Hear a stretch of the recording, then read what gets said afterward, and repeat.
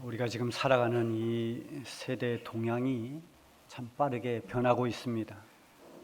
속도도 빠르지만은 그 변하는 양상이 한 치 앞을 내다볼 수 없는 그런 예측할 수 없는 불안함도 있습니다. 급격한 이 기후 변화로 인해서 생태계가 많이 파괴되고 있고 또 자연 재앙은 날로 심각해지고 있습니다. 이제 지금 우리는 가을을 맞고 있습니다. 낙엽이 지는 좋은 계절 가을인데요. 여러분들 혹시 개나리 꽃이 핀 것을 보았는지 모르겠어요. 영산홍 꽃이 꽃이 핀 것을 본 사람도 있을 겁니다. 저도 가끔씩 이런 꽃들을 봅니다. 얼마 전에 제가 이 벚나무 이파리가 다 이렇게 떨어졌는데 거기에 벚꽃이 핀 것을 봤습니다. 이 봄에 피는 꽃들이 지금 막 피어나기도 합니다. 봄에는 봄에 피는 꽃이 있었고 여름에 피는 꽃이 있고 가을에 피는 꽃들이 다 있었습니다. 그래서 제철이 되면 그 꽃들이 꽃을 피우죠. 그런데 이렇게 오래된 자연 질서와 순리가 무너지는 것 같은 느낌을 받았습니다. 어떻게 이 가을에 벚꽃이 필 수 있을까? 이런 자연뿐만이 아니라 사회적인 동향도 엄청나게 변화가 심합니다. 이제 AI가 점점 발달되면서 사람이 할 일이 점점 잃어가고 있습니다. 사람이 하는 일을 기계가 많이 대신합니다. 기계 의존도가 더 높아졌습니다. 그리고 미디어가 발달하면서 이제는 세계가 하나의 지구촌처럼 되어버렸습니다. 그리고 스마트폰이 없이는 생활하기가 어려운 시대를 우리는 살고 있습니다. 이런 첨단 과학 기술이 사람이 살아가는 삶의 패턴을 많이 바꿔놨습니다. 지난 화요일 날 우리 교회에서 한국 교회 트렌드 2025 목회 전략 세미나 이걸 우리 교회에서 했어요. 그러니까 내년도의 그 트렌드 동향은 어떤 것인가? 우리 한국 교회의 내년도 트렌드는 뭐냐? 이제 이걸 가지고 10 signals 10가지의 그 징조들, 10가지 신호 이걸 쭉 이렇게 강의를 했는데요. 거기서 가장 강조된 것이 유반젤리즘입니다. 여러분 유반젤리즘이라는 건 잘 못 들어봤을 거예요. 이게 두 개의 합성어입니다. 하나는 유는 유튜브를 말하는 거예요. 젤리즘이라고 하는 것은 에반젤리즘이라고 하는 이 복음을 젤리즘으로 해서 유반젤리즘, 유튜브와 복음이라는 유반젤리즘이 같이 이렇게 에반젤리즘이 합성된 합성어입니다. 그래서 앞으로 복음을 전하는 일, 성도들이 신앙생활하는 일에 있어서 이 유튜브가 굉장한 역할을 한다는 겁니다. 이미 어쩌면 우리 신앙생활에 이 유튜브가 아주 핵심적인 어떤 플랫폼으로 자리매김을 하고 있다고 볼 수 있습니다. 여러분, 그래서 이 목회가 유튜브를 어떻게 활용하느냐가 어느 때보다도 중요한 때가 됐다는 거죠. 이렇게 그 시대의 현실적인 동향을 잘 파악을 해서 거기에 대처하는 지혜가 참 필요한 때입니다. 이런 것을 전혀 예측하지 못하고 감지하지 못한 채 막연히 그냥 잘 되겠지, 어떻게 되겠지 했다가는 이 지금 시대에 급격히 변하는 시대의 흐름을 감당을 못하고 거기에 잠식되거나 아니면 뒤떨어지는 그런 결과를 초래할 수밖에 없는 그런 때가 되었습니다. 이처럼 빠르게 변하는 이 시대의 동향을 빨리 파악하고 거기 대처하는 지혜가 반드시 필요합니다마는 그러나 더 근본적이고 중요한 게 있습니다. 그것은 바로 어느 시대든 어떤 상황이든 그 시대가 어떻게 바뀌든 상관없이 한 사람의 영혼을 바꿀 수 있는 것은 오직 성령 하나님이시라고 하는 것입니다. 나머지는 도구에 불과합니다. 이 첨단 과학기술도 사람의 노력과 수고도 열정도 하나님의 그 거룩한 손에 붙잡힌 바 될 때 그때 비로소 하나님의 뜻이 이루어지고 하나님의 역사가 일어나게 되는 것입니다. 그래서 이번 복음 축제 또 우리가 이제 곧 있을 가을 부흥에도 그 주제를 성령의 능력으로 이렇게 정했습니다. 성령의 능력 없이는 하나님의 능력, 하나님의 터치 없이는 어떤 한 영혼도 변화되지 못한다. 그 어떤 기술로도 힘으로도 돈으로도 이 세상의 것으로는 한 영혼을 변화시킬 수가 없다는 것입니다. 보혜사 성령님이 임하기 전에 예수님이 친히 성자 하나님으로서 하늘 영광을 버리고 이 세상에 육신을 입고 오셨습니다. 그래서 공생애를 사시는 동안에 하나님의 나라를 전파하고 하늘의 진리를 가르치시고 병든 자, 약한 자들을 고쳐주셨습니다.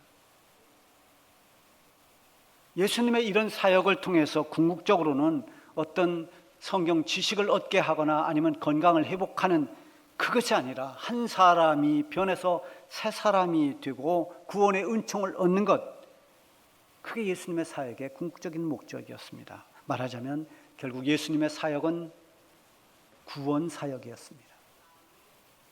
오늘 본문에 보면은 여리고에 살고 있는 외로운 한 사람을 만나주시는 예수님이 나옵니다. 사람은 누구를 만나고 또 무엇을 만나느냐 하는 것이 참 대단히 중요합니다. 사람의 만남 얼마나 중요합니까? 부모와 부모나 부부 또는 어떤 이웃이나 좋은 친구, 좋은 스승, 좋은 목회자, 좋은 성도들, 이렇게 좋은 만남을 할 수 있다는 것은 그것은 대단한 축복입니다. 저는 여러분들을 만난 것을 하나의 축복이라고 생각하고 있습니다. 사람의 만남, 이것뿐만이 아니라 우리의 환경도 어떤 환경을 만나느냐 하는 것도 중요합니다. 화목한 가정, 또 은혜로운 교회, 또는 좋은 사회 공동체, 또 신앙에 도움이 될 수 있는 그런 어떤 믿음의 그룹, 이런 환경은 굉장히 좋은 환경입니다. 스트레스를 해소할 수 있는 그런 여건이 있는 환경, 이런 살아가는 데 있어서 환경이 좋다는 것 역시도 감사할 일이고 복이라고 생각합니다. 사람이 사는 과정에서 만남의 축복만 제대로 된다면 정말 사람을 잘 만나든 좋은 환경을 만나든 이런 만남의 축복이 제대로만 이루어진다면 아무리 낙심하며 살던 사람도 또 실망하고 한숨 쉬던 사람도 이런 만남이 있으면 다시 소생됩니다. 다시 일어납니다. 회복할 수가 있습니다. 인생이 바꿔질 수 있고 새로운 삶, 거듭난 삶을 살아갈 수가 있는 것입니다. 오늘 본문에 나오는 사람이 삭개오입니다. 2절에 보면 그를 이렇게 소개합니다. 삭개오라 이름하는 자 있으니 세리장이요 부자라. 우리가 객관적으로 평가해 볼 때 이 사람은 성공한 부자입니다. 지위와 재력을 갖춘 사람입니다. 당시 이스라엘은 로마의 속국이었어요. 로마의 식민지 지배를 받았습니다. 우리도 일본의 식민지화된 때가 좀 있었습니다만은 지배하는 사람들은 언제나 그 식민지화된 나라의 사람들을 여러 가지로 억압합니다. 통제하고 착취합니다. 로마도 이스라엘 백성들에게 많은 세금을 걷어들였습니다. 그 일을 하면서 이 로마가 부과한 세금보다 훨씬 더 많은 세금을 내도록 부당한 방법을 써서 백성들의 그 혈세를 착복하는 그런 사람들이 세관에서 일하는 세리였습니다. 근데 삭개오는 그 세관에서 가장 높은 지위에 있는 세리장이었어요. 말하자면 여리고 세무서장이었습니다. 여리고는 당시도 부자 마을이었어요. 여리고 성읍에 많은 부자들이 있었습니다. 그러다 보니 이 세리장은 자연스럽게 부자가 될 수밖에 없습니다. 그래서 여리고 세리장 하면 부가 있고 지위가 있는 사람입니다. 그러나 이 삭개오에게 돈으로 어떤 지위나 권력으로 채울 수가 없는 그 내면에 공허함이 있었습니다. 사람들이 겉으로는 세리장이라고 굽실거리는 것 같지만 속으로는 자기를 욕하고 비아냥거리고 손가락질을 한다는 걸 삭개오도 다 알고 있습니다. 남들이 알지 못하는 이 삭개오만이 느끼는 외로움, 채울 수 없는 그의 목마름이 있었습니다. 요즘 같으면 심리 상담가에게 찾아가서 상담을 받고 치료를 받아야 할 그런 사람이죠. 이렇게 내면적으로 외롭고 목마르던 삭개오가 어느 날 여리고에 예수님이 오셨다는 말을 듣습니다.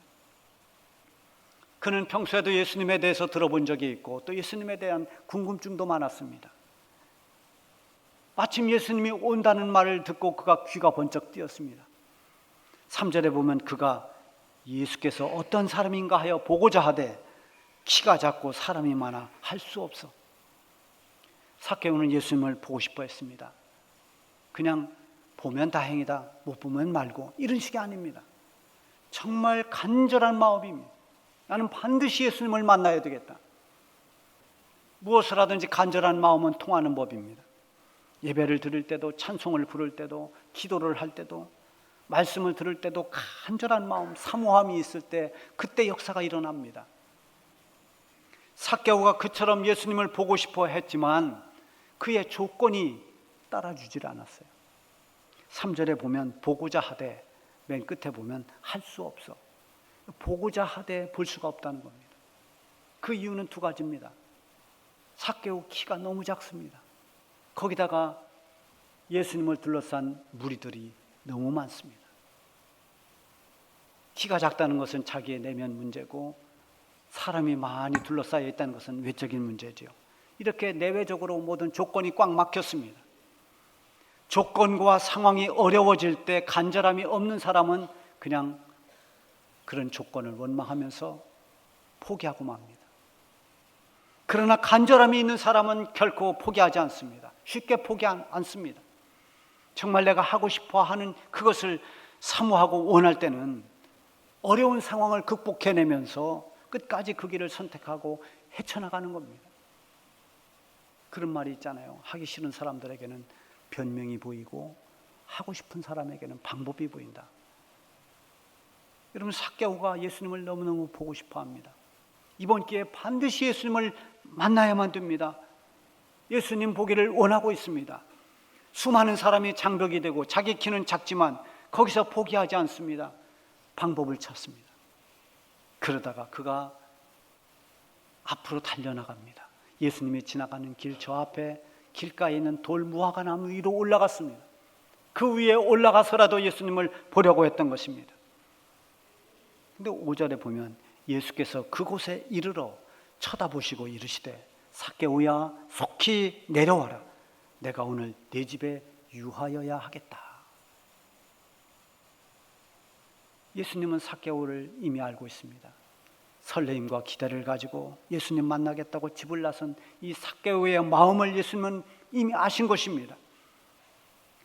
사람에 맡겨 볼 수 없어서 저 나무 위로 올라간 그 삭개오의 마음 중심을 예수님은 다 읽고 계셨습니다. 오늘 이 자리에 나온 여러분들의 마음도 주님은 알고 있습니다. 여러분들이 지금 처한 형편도 우리 주님은 알고 계시는 것입니다. 이 예배 시간에 얼마나 마음을 다하고 정성을 다해서 하나님을 예배하고 있는지, 얼마나 말씀에 집중하고 은혜를 사모하는지도 주님은 아십니다. 예배하는 우리 마음에 정말 진실함과 간절함이 있을 때 성령의 임재가 일어나고 하나님의 권능이 임하는 것입니다. 삭개오는 자기를 부르는 주님의 음성을 듣고 가슴이 뛰었습니다. 지체할 수가 없었습니다. 그래서 6절에 보면 급히 내려와 즐거워하며 영접하거늘 쏜살같이 나무에서 내려와서 기쁨과 감격으로 예수님께 안겼습니다. 삭개오가 예수님을 영접했다고 했지만은 사실 그 이전에 예수님은 먼저 삭개오를 알고 계셨고 삭개오를 터치하신 것입니다. 삭개오의 갈급한 마음을 아셨습니다. 그 마음을 만져주셨습니다. 방황하던 그 영혼을 주님이 감싸주셨습니다. 주님의 눈길이 삭개오를 향했고 주님의 음성이 그를 불렀고 주님의 손길이 그를 만져주셨습니다.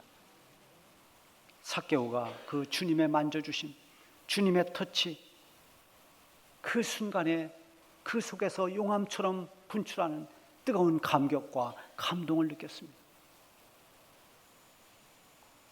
미국의 한 의과대학 교수인 티파니 필드가 쓴 터치라고 하는 그 책이 있어요. 거기에 보면 이 사랑의 터치가 얼마나 큰 영향을 주는지 임상 실험을 통해서 나타난 그 결과들을 거기 쭉 기록해 놓았습니다. 사랑의 터치가 아이들의 공격성과 폭력성을 현저하게 낮춘다는 겁니다. 그리고 여러 가지 스트레스를 저하시키는가 하면은 말로 할 수 있는 위로보다 10배나 강한 그런 위로의 힘을 발휘하는 것이 터치라고 했습니다. 서두에서 제가 말씀드린 것처럼 이 시대의 트렌드를 파악하고 그런 것들을 잘 활용해서 적용하는 것도 중요하지만 결정적인 것은 주님과의 만남입니다. 우리 자신이 주님과의 터치가 있어야 됩니다. 주님 만나는 체험을 반드시 해야만 됩니다. 신앙생활 하면서 그냥 교회 왔다 갔다 하는 게 아니라 내가 믿는 주님을 만나야 됩니다. 주님의 터치를 경험하고 거기에 응답하는 거듭남의 신앙이 우리에게 반드시 있어야 됩니다. 이런 체험과 변화가 없으면은 신앙생활이 아무리 오래되고 직분이 주어졌다 하더라도 말하는 언어가 안 바뀝니다. 거친 말 그냥 나오고 욕 그냥 나오고 세상 사람들이 하는 생각 그대로 하고 믿음의 사람답지 못하고 기도와 말씀보다는 자기 생각이 앞서서 늘 모든 일에 불평하고 불만하고 수군거려대는 그런 수준에 머물게 됩니다. 7절에 보면은 이 기쁜 일이 일어났는데 뭇사람이 보고 수군거려 이르되 저가 죄인의 집에 유하러 갔도다. 여러분 성경에 보면 수군거린다는 말이 몇 번씩 나와요. 예수님이 탕자의 비유, 잃어버린 드라크마, 잃어버린 양 그 비유를 할 때 그 대상이 바리새인들입니다. 서기관들입니다. 그들이 수군수군댔습니다. 죄인들이 말씀을 들으러 오는 걸 보고 그들이 수군대면서 그들을 비난할 때 그 비유를 해준 거예요. 자, 오늘 여기도 뭇사람들이 보고서 이 삭개오를 만나는 주님과 삭개오가 만나는 그걸 보고 수군거려댑니다. 예수님 볼 수 없어서 저 나무에 올라갔던 그래서 예수님 만난 삭개오. 그렇지만 가까이에서 예수님을 보았던 그 무리들 무엇이 차이입니까? 삭개오는 비록 저 나무 위에 있었지만 예수님과의 터치가 있었습니다. 감격과 감동이 있습니다. 그러나 그 터치와 주님 만나는 그 감동을 체험하지 못한 사람들은 수군거리면서 예수님을 비난하고 있습니다. 여러분 예수님 만나서 변화된 사람들은 언제나 은혜의 빚진 자의 심정을 갖습니다. 그래서 무슨 일을 하든지 거기서 감사의 이유를 찾습니다. 다른 사람은 불평하는데 그 사람은 감사합니다. 여러분 불평과 감사의 차이는 동전의 앞면 뒷면과도 같습니다. 우리가 어떻게 생각하느냐에 따라서 불평이 될 수 있고 감사가 될 수 있습니다.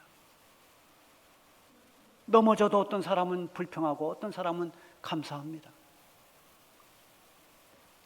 어떤 수고와 희생이 있어도 그 안에서 은혜를 발견합니다. 자신의 허물과 부족을 압니다. 그래서 늘 겸손하게 은혜의 빚진 자의 심정을 갖는 것입니다.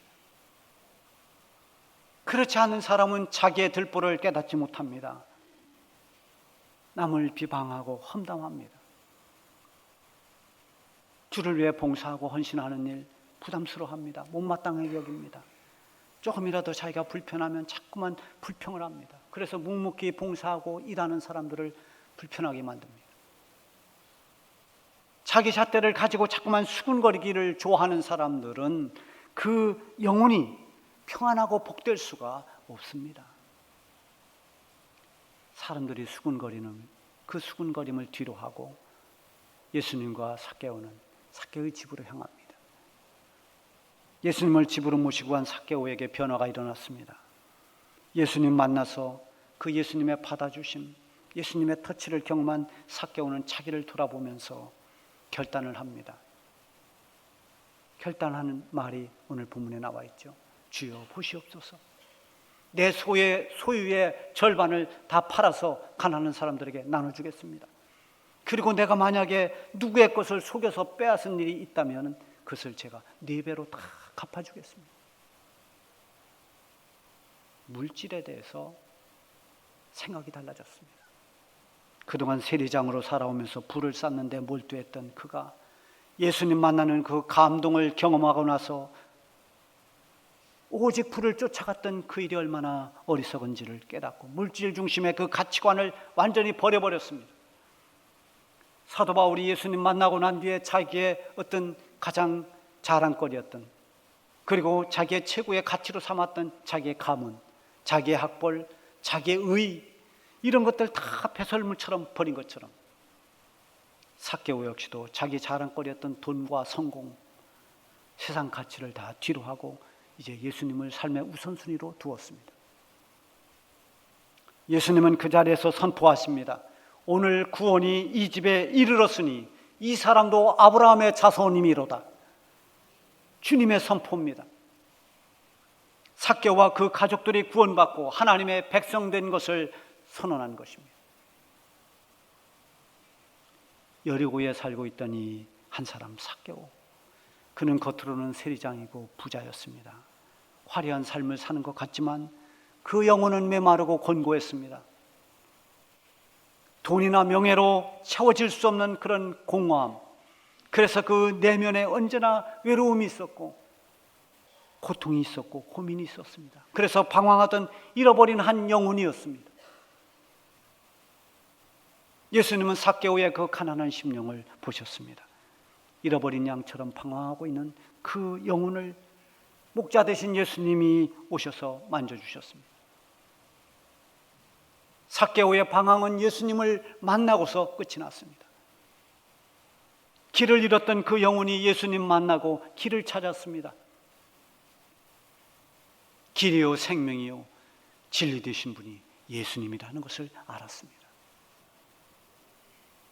10절에 보면 예수님이 세상에 오신 목적을 말씀하십니다.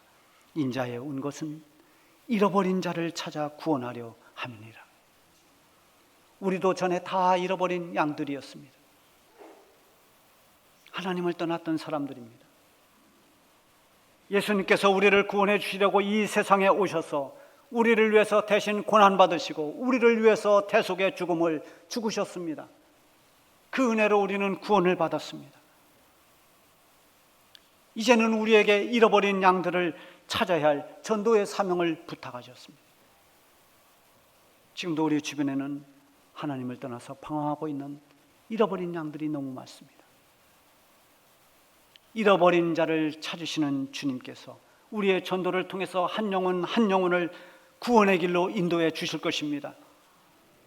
잃어버린 자가 돌아오는 것을 우리 주님은 크게 기뻐하십니다. 이런 주님의 기쁨에 우리도 함께 기뻐하는 그런 전도자로 살아갈 수 있기를 바랍니다.